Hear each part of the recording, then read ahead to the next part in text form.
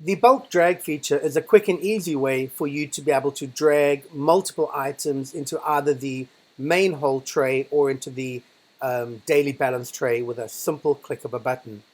The daily balance tray in the top, there's a little plus sign. Go ahead and select that, and with a click of a button you can add all the red items, all the blue items, or all the green items.